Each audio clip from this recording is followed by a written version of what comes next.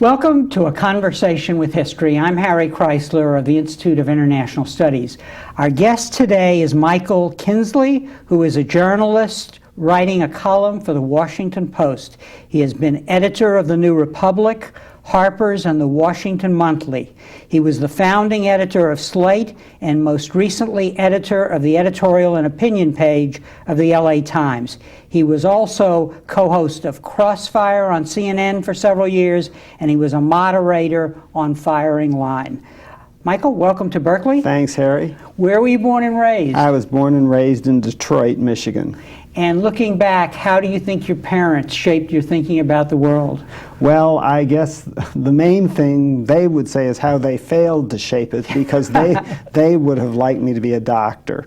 And they had two children, and neither my sister nor I ended up a doctor. My dad was a doctor, and that they would say that was a big disappointment. Was it a household where there was constant talk about public affairs? Yes. Around the dinner table, we watched TV at dinner, very vulgar thing to do, but, we were watching the news.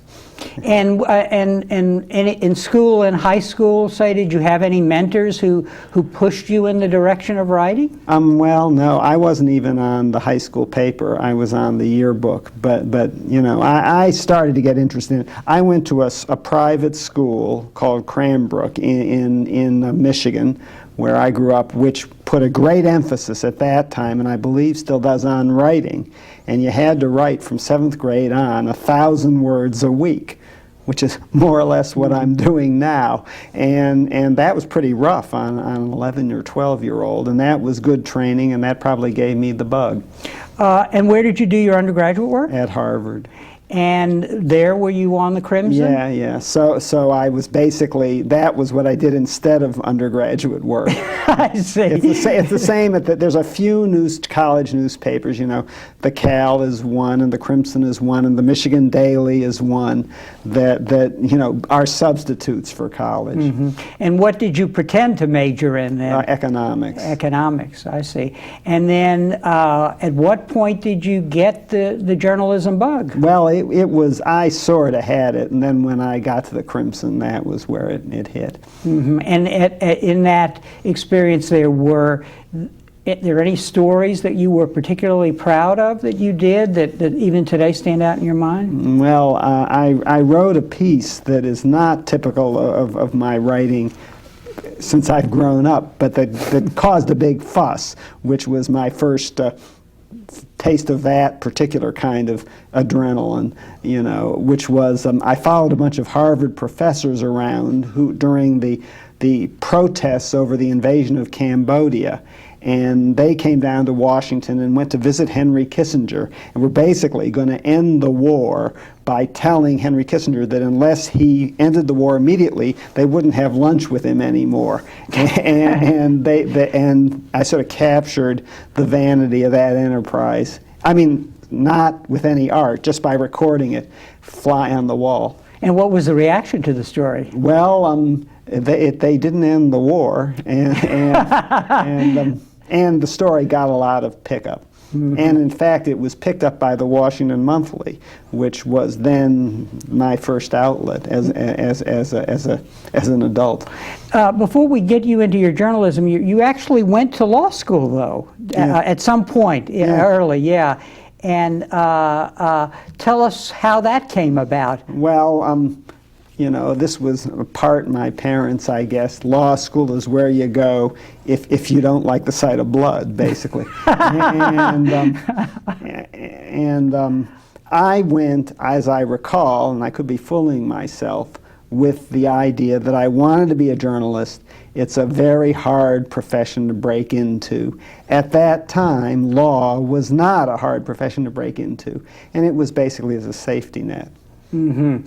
And looking back, what did you get out of that law school education? Anything that helped you later in your career? Well, yeah, a lot of people, kids who are thinking of going to law school, say, I want to go to law school because it'll be good training for journalism or for something else. I say, and I think it's true, that that's not a good enough reason to go to law school. Go to law school if you think you might be a lawyer. Because once you get there, there are these centripetal forces that do I mean centripetal? I think I do, that suck you in. And most of the people who were in law school with me saying that became lawyers. But it does train, economics and law are two subjects which it's really good for a journalist to have a certain understanding of. There was a British economist named Joan Robinson. I believe she is the one who said that the purpose of studying economics is so as not to be fooled by economists. And the same is true of the law. And so what then was your first journalism work after the Crimson? Well, I'm in law school. The Washington Monthly picked up this piece from the Crimson, and then I made contact with the editors and got them to assign me a couple of freelance pieces. And the editor who assigned it was a guy named Taylor Branch, who spent the next few decades writing one of the great biographies of our time, which is his biography of Martin Luther King. And go ahead. But at that time, he was just a scrappy journalist like the rest of us. And your first real opportunity came via Martin Peretz in the New Republic. Tell us a little about that. Well, Marty Peretz was an assistant professor at Harvard, and he was one of these charismatic professors who had cliques of people following him around. I was not one of them. I didn't want to have anything to do with this guy Marty Peretz, but he gave a course my last year in McCarthyism, which was really interesting, and I went to the first lecture and I got sucked in, and I never became a part of his set, but when I read in the paper that he'd bought the New Republic, I got in touch with him and I said, I know just what you should do. And he said, yeah, write me a memo. But it led eventually to a job. And what was that job? Well, it had a nice title, managing editor. And what was involved in that job, other than the nice title? Well, it was essentially to run the front half of the New Republic, if anyone's familiar with it. The front half is politics and society and everything, and then the back half is the literary book reviews and cultural reviews. And I was more or less in charge of the front half, except that Marty was the editor-in-chief, and he could involve himself to the extent he wished. And the New Republic really had a long, distinguished tradition as a journal of opinion in the United States. Yes, it was founded sort of just before World War I. Walter Lippmann was its most famous, employee, writer, Edmund Wilson, and it was very influential in the 20s and the 30s and the 40s, and then it started to decline, and when Marty bought it in 1974, it wasn't very influential. We'll pick up your career in a minute, but at this point I would like to ask you, you really started as a traditional writer and an editor. And what I'm curious about, and a lot has changed, and we're going to talk about that in a minute, but in those days when you began, what did it take to do these jobs well in terms of skill and temperament? Well, I guess, there are two bits of experience that I had that I thought were useful. One was I'd spent a summer in college working on the copy desk of a newspaper in Michigan called the Royal Oak Daily Tribune, and it was just ripping through copy. And my boss told me every word you cut saves the owner money, and that was a crude attitude, but that was very good experience in sharpening words. And then the other thing was I lived in England for a couple of years, and I got hooked on the British weeklies. The New Statesman at that time was the hot one, and The Spectator, which subsequently became the hot one, and Private Eye, which is a satire magazine, and their combination of analysis and attitude. And this is what I thought I wanted to do, and luckily I got the chance. In one of the pieces that I read in preparation for this interview, you talk about genuine knowledge and intellectual honesty. And of course, there always in your pieces is a real market analytic rigor. Talk a little about that, because we seem to be living in a time where some of those values and ways of doing journalists are in decline. Well, it's nice of you to say that. I hope it's true. I think that law school and studying economics more than law even helps. You know, they make you think analytically. I mean, the whole point of economics is that more of this means less of that.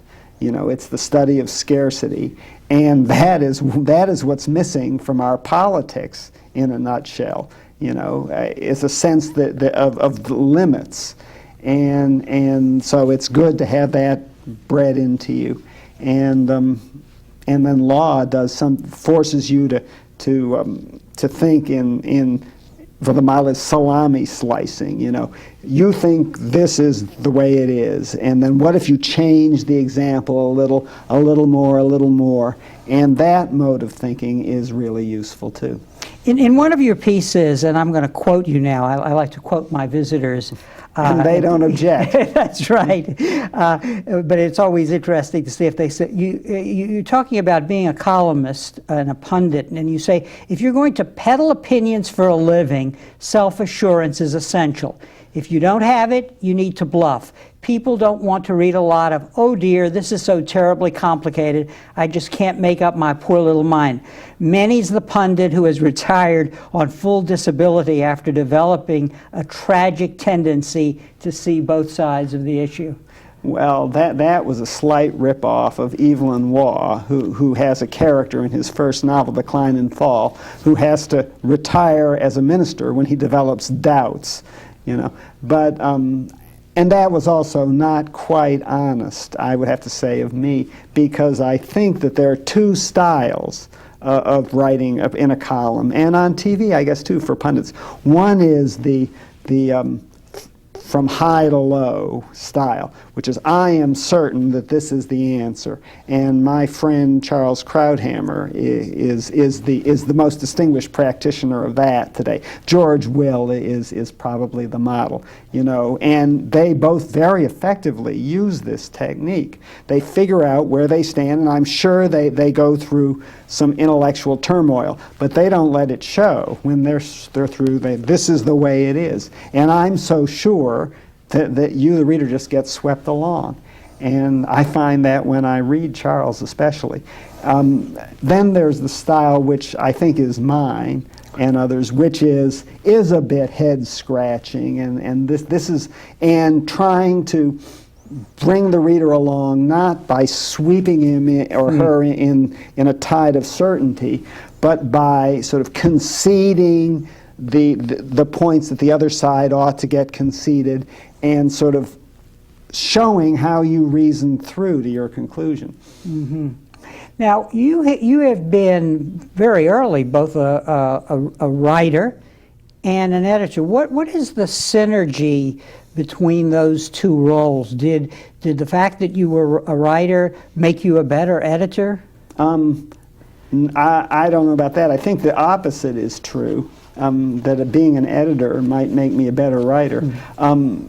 It's strange that there are two different career paths. And one of the things I like about little magazines where I've worked is that they're not.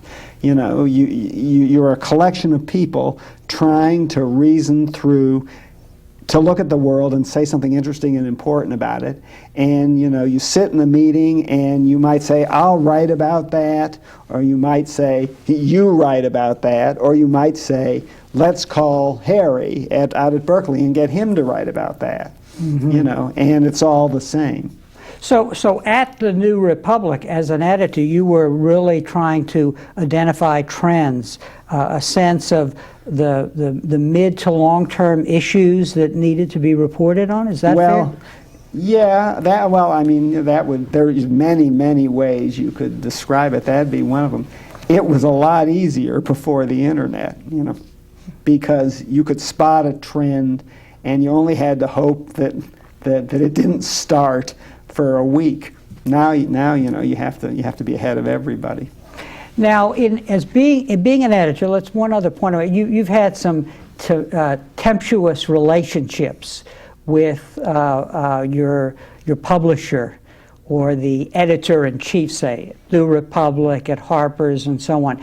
Without getting into any particulars, what I'm interested in is how is that productive in a way to the enterprise, and what are the real negatives there? Well, it's all about arguments, and you know, some of these arguments can be productive, and even if they get a little overheated sometimes. I mean, Crossfire is that in miniature, and I would defend Crossfire on that basis. At the New Republic, you know, people felt very strongly, and you know, if we had arguments, sometimes bitter arguments, it would have been better to avoid them if we didn't have them, but trying to avoid them would have been unproductive.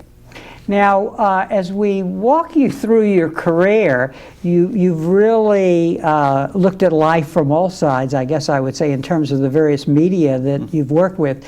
And you left the New Republic to go to CNN.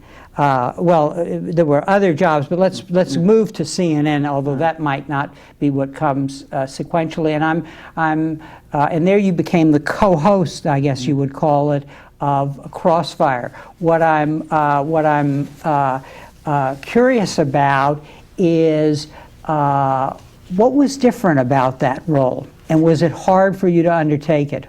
Well, no one forced me to do it, so I did it because it was a change, and because it was fun, and because it paid a lot better than New Republic, and so for all those low-minded reasons, and then for one high-minded reason, which is that, you know, the conversation of democracy is conducted on many levels, and to give up on the level of millions of people in order to concentrate on the level of 100,000 people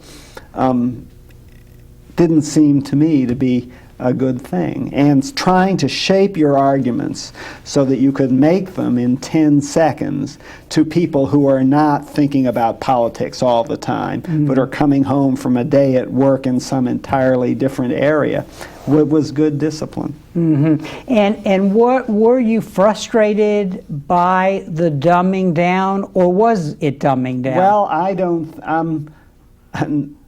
There was, well, you know, dumbing down is sort of a vulgar way to put it, but yes, you had to simplify your arguments. But I didn't find that frustrating. I found frustrating the need to present everything as two sides, and labeling one the left and one the right. And I also found frustrating the built-in need for no dialectical progress. You know, the last thing in the world they went on Crossfire was for someone to say, "That's a good point." Yeah. You know, and then maybe, you know, you could change the argument a bit and maybe reach a conclusion, make some progress. They didn't want any progress because that would eliminate one of the subjects that they needed. Now, that's a telling point, and I'm curious, was that just an element in this particular show and the way it was formatted, or is what you're saying, are you helping us understand a problem with the television medium today as a conveyor of news and opinion? Well, I would have to concede that Crossfire was probably the most extreme example. But yes, I think it is. It is a problem. I mean, on the one hand, on the other hand, there is among politicians a huge tendency to deny that issues actually represent a clash of material interests and a clash of analyses in which one is right and one is wrong. So, I'm curious because this experience at CNN may be a place to do a little detour here and talk about the whole state of discourse in this country right now. I mean, you come out of a tradition, Harvard, undergraduate, law school, and so on, and the body of your work implicit is a community in which there are rules of civility, reason, discourse. I mean, it's the old liberal notion that we grew up on. What is the state of that discourse now, do you think? Well, I'm not going to be able to help you too much here, Harry, because I'm not sure I buy the idea that it's in a terrible state, which is what is implied in your question. I do think there's not enough intellectual honesty in journalism and in politics, which means, something more than telling the truth factually. It means giving honest arguments, what you really believe, being willing to test them, and so on. But I don't know if that's any worse than before. You actually, you're in a recent op-ed, you were talking about getting beyond the pretense of objectivity, and you were writing about the new ethical obligations that we might find in opinion journalism. You talk about intellectual honesty. And then you go on to say it, because it follows up on what you just said. You said, are you writing or saying what you really think? Have you tested it against the available counter-arguments? Will you stand by an expressed principle in different situations when it leads to an unpleasing conclusion? Are you open to new evidence or an argument that might change your mind? Do you retain at least a tiny, healthy sliver of doubt about the arguments you choose to make? So you think that's we still are in an environment where that is possible? Well, there isn't enough of it, but yeah, sure. I hope so. That's how I earn a living. Okay. Let's move on now, because after CNN, I believe you were there 6 years, you really... Gosh, was it only 6 years? More gray hairs than 6 years worth, maybe, after that experience. But you went on and accepted a gig, more than a gig. You became the first editor of Slate, which was the first online magazine, I guess you would say, or magazine, as they were called then. And I want to talk about that experience, because you really put aside these different roles that you had played, which were traditional in the print media and became traditional in television media, and moved to the internet. I'd like to talk a little about that experience. Why did you do it? And then what did you learn? Well, I did it probably for many reasons, but the simplest one was the same reason I went to Crossfire. It was something different. And I didn't accept the job offer. No one offered me a job. I wrote to several companies, and Microsoft was the one that expressed the most interest. And this was at the time of the beginning of the first internet bubble in the mid-90s, and everyone was in a panic about the internet, and Microsoft was too. And so they just said, come on and let's start this and see what happens. And so I did.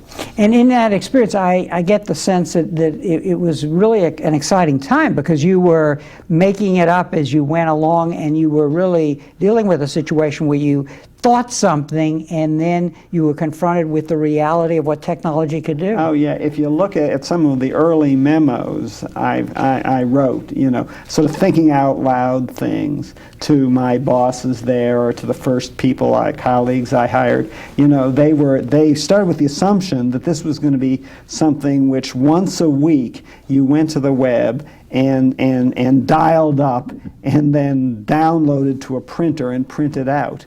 And so, by the time we launched, we were changing it once a day, except on weekends. And now, of course, it changes many times an hour. So we were slow to pick up on that.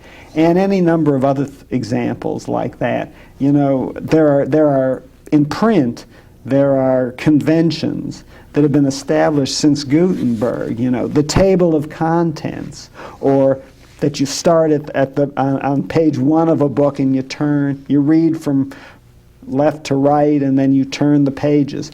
All that was at one time undetermined. There used to be scrolls. Well, we were at that point, and we still are to an amazing extent, in the scroll age of the internet. People still haven't figured out how how to present information and analysis on the web, and the conventions of how you get from an article to another article are still in flux, and that's a lot of fun because 100 years from now they won't be. What was most surprising for you when you confronted all this? I mean, you weren't a techie type, I gather, in what I've read and so on. So you must have really had to change your thinking about a lot of stuff, as you were saying one has to do if one is really thinking through an op-ed piece. Well, I don't know. It's a little hard to recapture, but I don't know. Okay, so let me ask you now, what do you think the long-term implications of these technologies that you were first experimenting with, and now we've moved to an era where there are more and more blogs every day and so on. What is that doing? What is the consequences of that for public discourse and for opinion?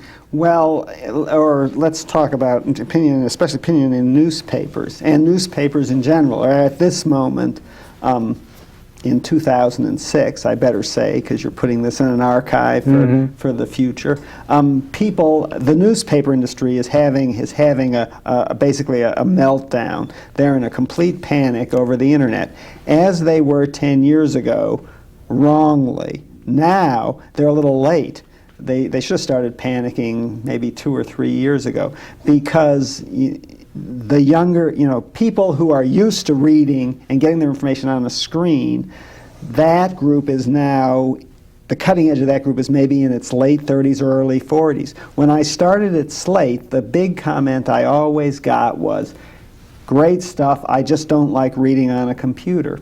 And that is, I don't hear that anymore. And people say, great stuff, I don't feel like going out in the rain and getting this dripping wet piece of newsprint. I'm just going to go read it on my computer. So then the question is it only going to change the way that these words are delivered, or is it going to change the nature of the words? And I've always been sort of poo-pooing visionaries who say that this is all going to change everything in life as we know it.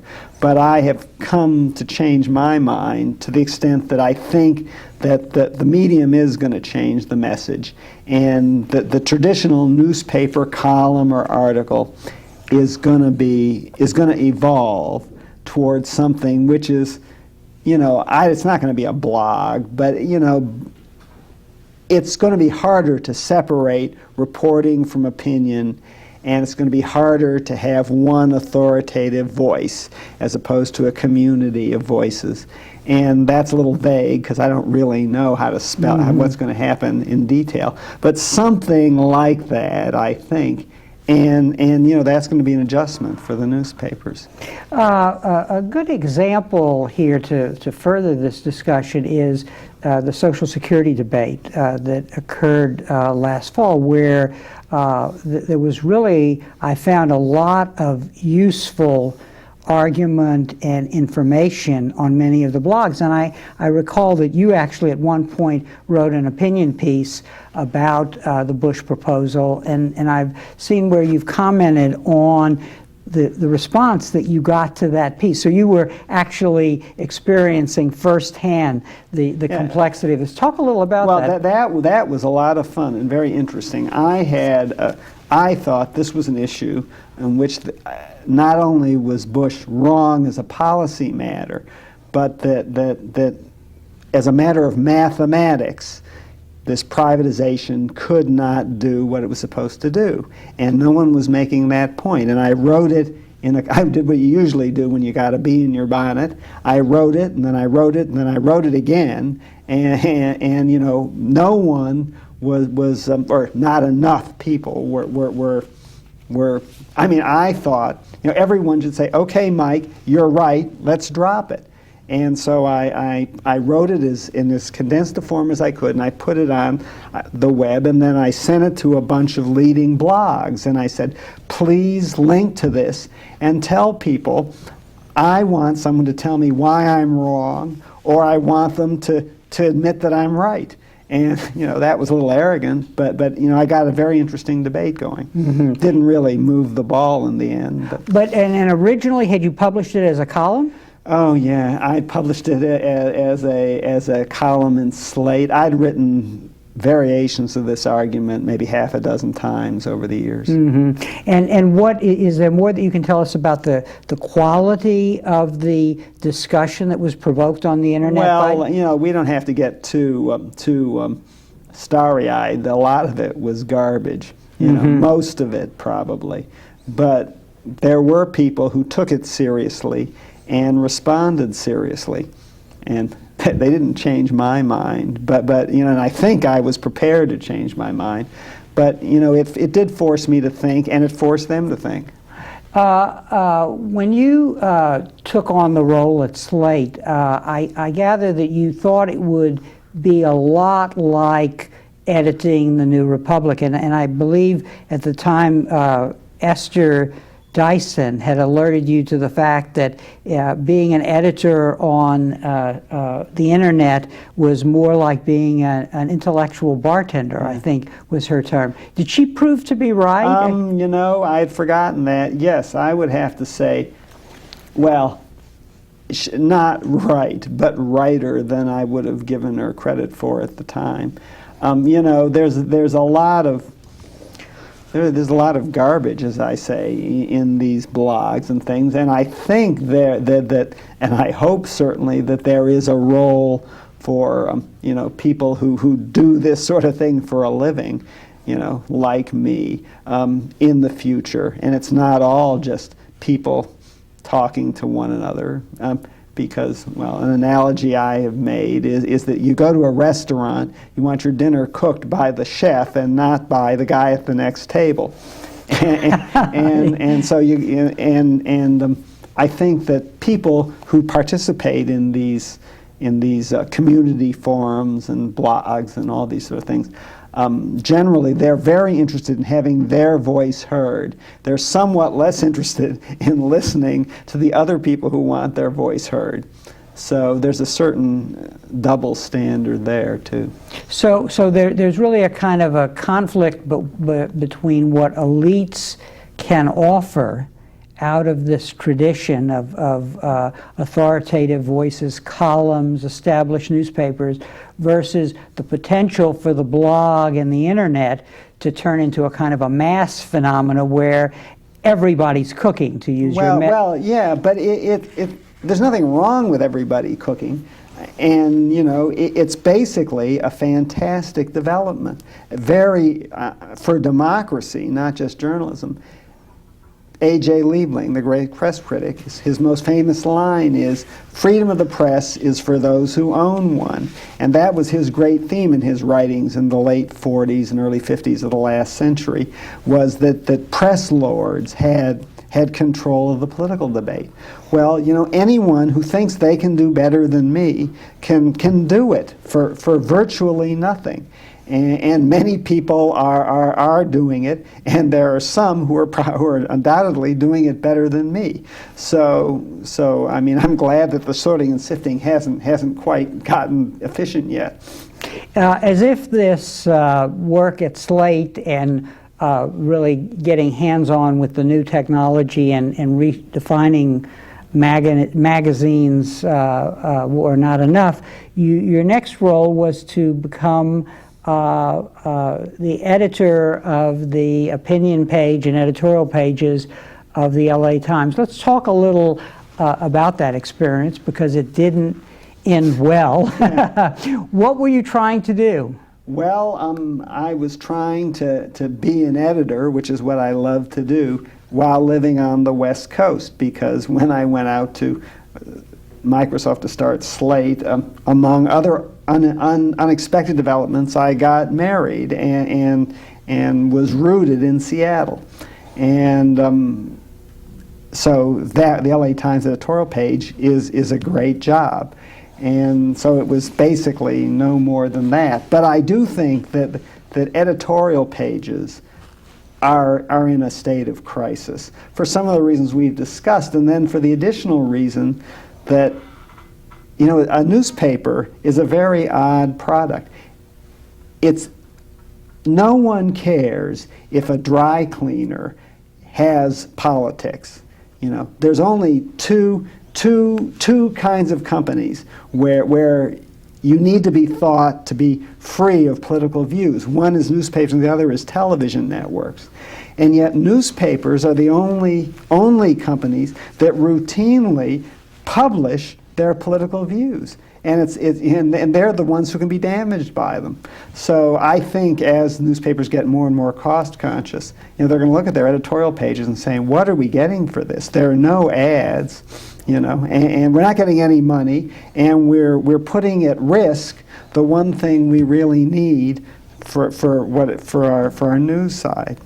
Now, in undertaking this task, what kind of diversity, if any, were you trying to bring to the paper in light of the way the world was changing? Well, I had all sorts of ideas for experiments to try, and, you know, because my experience at Slate had been, you know, we tried all sorts of things, and if they didn't work out, it didn't matter. You know, you'd kill them after a few weeks.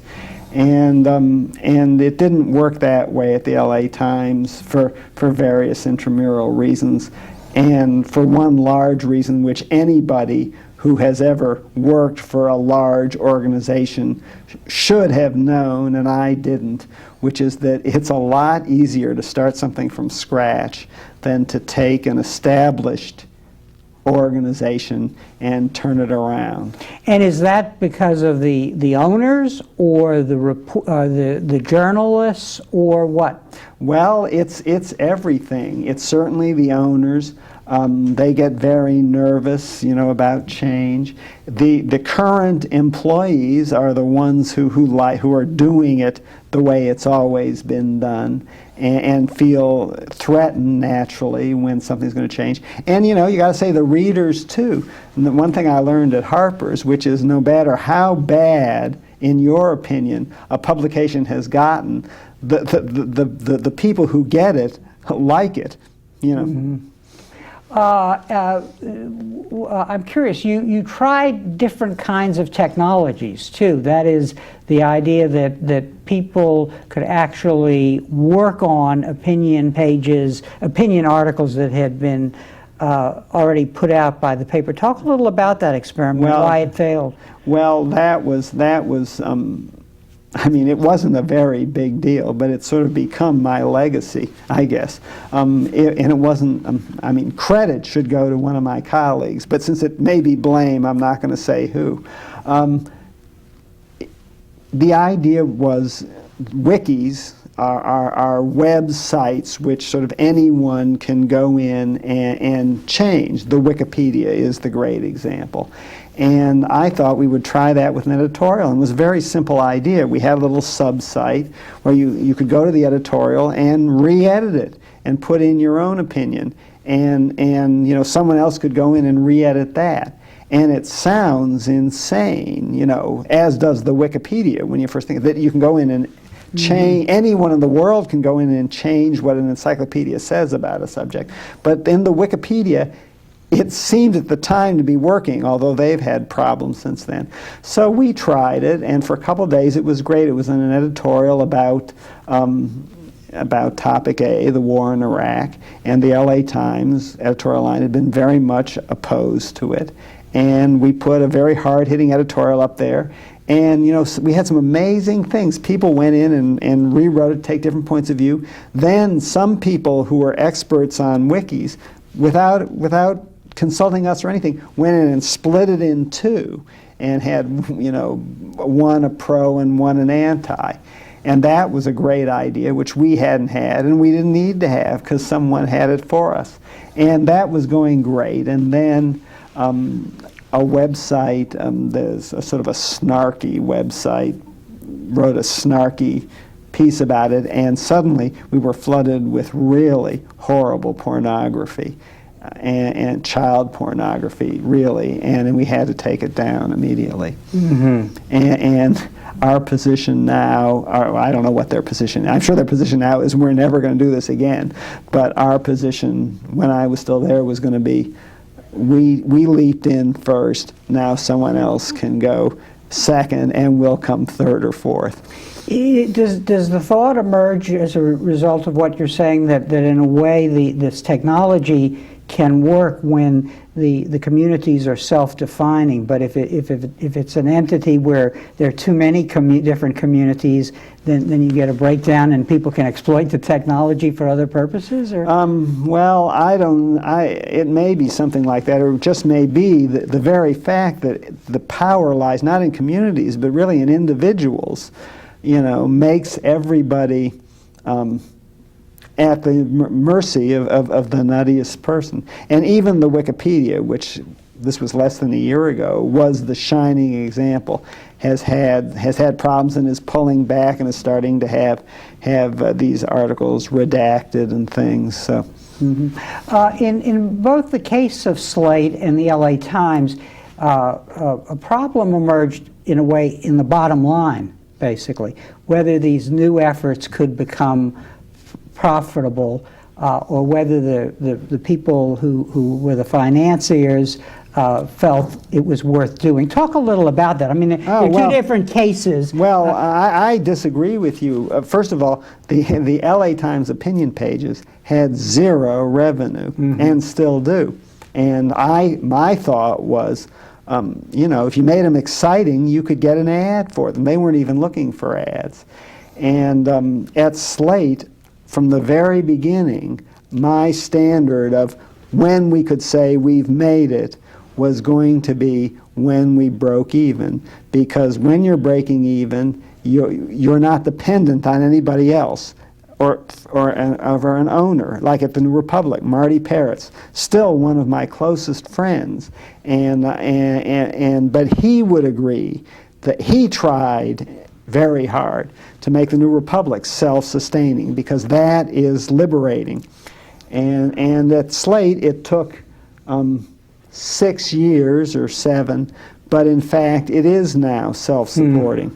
And many magazines, Vanity Fair, Sports Illustrated, took longer than that. So, and it was sold last year by Microsoft to the Washington Post for an amount that approximates what Microsoft put into it. So I think we pretty much made our point. Now, maybe I was being unfairly mixing apples and oranges. Let's talk a little about the LA Times, in the sense that the discussion about what's happening to the LA Times seems to be seen as a struggle between traditional quality newspaper men and women versus the business side of the operation. Is that fair? That's a very fair and accurate description of the basic tension at this moment at the Los Angeles Times. But actually, our problem on the editorial page was different from that. For the same amount of money, I could have done what I was trying to do, which they didn't like. So it wasn't a question of money in my case, and in the case of my colleagues on the editorial page.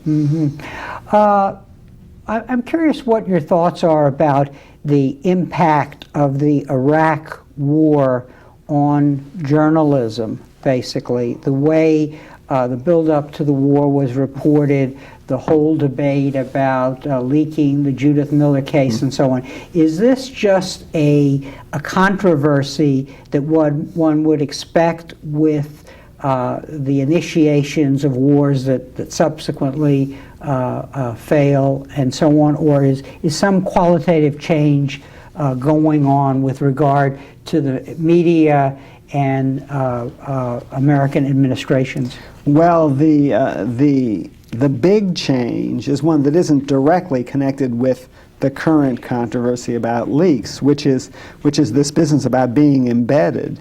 You know, the reporters in Vietnam, reporters were allowed to roam free.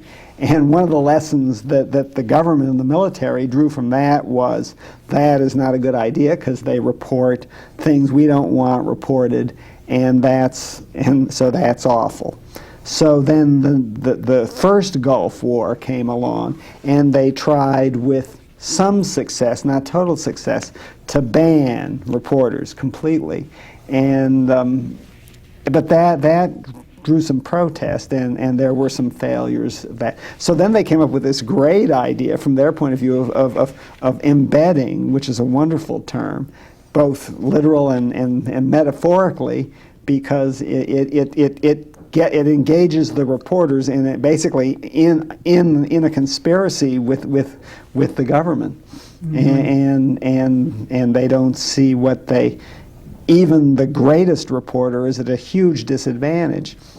Do you think that the criticism that has come at the media will lead it to rethink, the way it does reporting, or whether it accepts or rejects opportunities like embedding? Every war, this is a horrible way to think about that very idea, every war.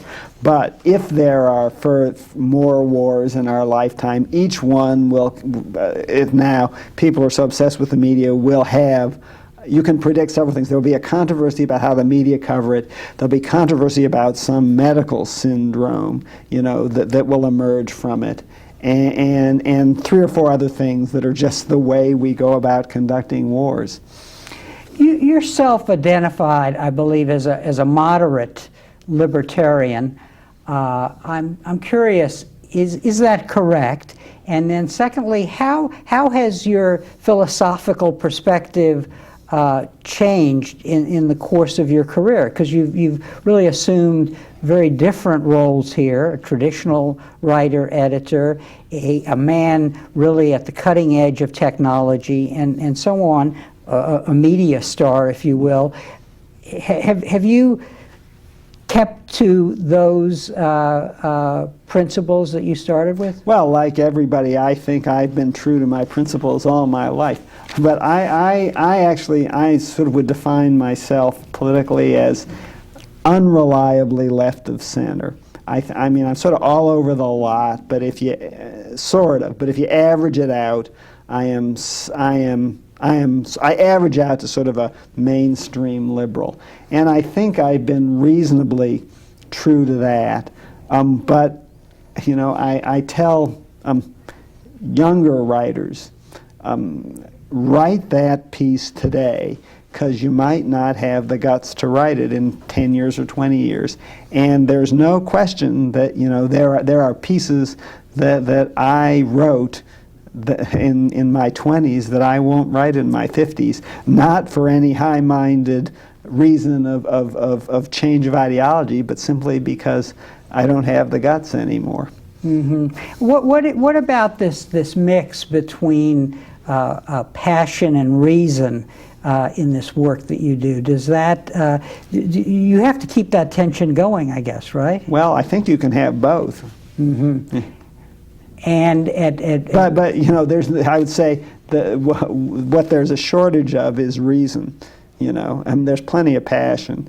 So sure, you should have passion and reason, but what the world needs more of is reason. Mm-hmm. And I'm curious. Your work, I think, is kind of a search for truth, however limited, one's particular efforts at a particular time are in reaching that goal. Do you think that the conditions are still there to do that for somebody like you just starting out? Search for truth? Yeah. Oh, yeah. Well, I don't know that it's necessarily harder. Yeah. So you're not, I'm just getting the sense that you really don't think that we're living in the worst of times necessarily, which is what one reads on many of the liberal blogs. Yes, well, I think this war is a terrible mistake and really a terrible thing going on, and it's distressing that it occupies this country so little. You know, it's now been 3 years. We're getting to a Vietnam type length. You know, I thought it was very silly when people started saying quagmire, 2 days after the invasion started. But you know, it's 3 years now, and the numbers of Americans dying and it's all reaching Vietnam type levels, and that is distressing. And why do you think that there has been such a delayed reaction to the war? Is it what accounts for that? Well, many people say it's the lack of a draft. I'm not for the draft for reasons I can't get into. But it is true that we are able as a society to go about our business, as if it wasn't going on. And the president has encouraged us to do that, and I think that's a bad thing. Mm-hmm. If students were to watch this tape, what advice would you give them for preparing for a future where they might see themselves pursuing a career like yours? Take Ec 1. Economics. Yes, take basic economics. And that's what I've told every intern that's come through every publication I've ever worked for, and almost none of them have done it, and many of them have gone on to very successful careers anyway. So, but I still say it, that basic economics is probably the best thing, is the best training for a career in at least the type of journalism I do. But no recommendation for a law degree? As I think I said before, you have to be honest with yourself. A law degree has been useful, not the degree hasn't been used, but the study of law has been useful to me, but not useful enough to justify the 3 years it took, and the money. I'm curious, looking back at your very diverse career, what in your mind stands out as something that you're most proud of? Well, I guess it would be Slate, because that was really, I got to start it from scratch, and that was certainly the thing I feel luckiest about, the opportunity to start a publication, which is what every journalist, longs to do, or practically every journalist, and to do it in a new medium, and to sort of be participating in the invention of that medium. Although I don't want to claim that Slate was in the forefront of any technology in particular, because we weren't. But exploiting the technology, that was really exciting, and it's still exciting.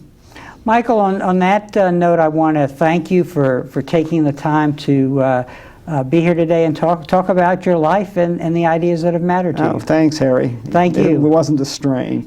Very good. And thank you very much for joining us for this conversation with history.